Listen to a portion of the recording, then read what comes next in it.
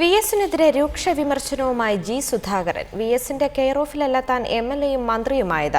V എസിന്റെ അടുത്ത് കൊതിയും നുണയും പറയാൻ പോയിട്ടില്ല. വി എസിനെ കണ്ടിട്ടല്ല പാർട്ടിയിലേക്ക് വന്നത്.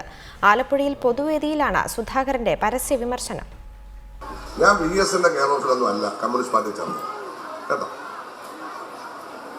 പക്ഷെ വി എസ് എന്നെ സംബന്ധിച്ച് VMS ഒന്നാമത്തെ നേതാവാണ് കേരളത്തിൽ. പക്ഷേ അത് പ്രകടിപ്പിക്കാനൊന്നും ഞാനില്ല. രാവിലെ കൊതിങ്ങനെ പറയാനൊന്നും എന്നെ കിട്ടുന്നില്ല. എനിക്കതിൻ്റെ ആവശ്യമില്ല.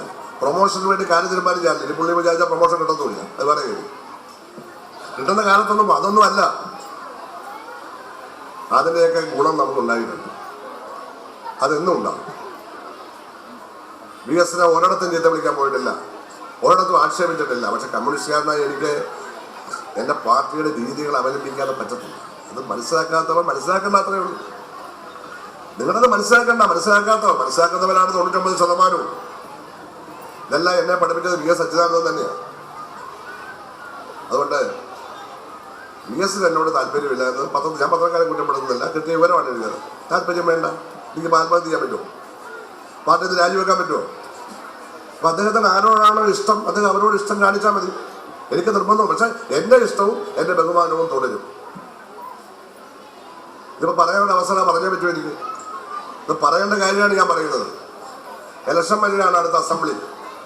എന്നെ ഞാൻ മത്സരിക്കുന്ന എന്നെ ഇങ്ങനെ തോപ്പിക്കും. നിർബന്ധമില്ല മത്സരിക്കണം. ഒരു നിർബന്ധമില്ല ഇവിടെ മത്സരിക്കണമെന്ന്. അങ്ങനെ ആയുസ് ആര് പറഞ്ഞു? അതൊക്കെ പാർട്ടി തീരുമാനിക്കട്ടെ. അന്നത്തെ കാര്യമാണ്. അതിനുവേണ്ടിയാണ് VS വരാതിരിക്കുന്നതെങ്കിൽ തോറ്റാലും എനിക്ക് യാതൊരു പ്രശ്നമില്ല. അത് ഞാൻ ഈ നടത്തിയ പ്രവർത്തനം ഒരു വിലയില്ല. ഏതൊക്കെ ഒരു നേതാവിൻ്റെ ഇഷ്ടാനിഷ്ടമാണ് പ്രധാനം.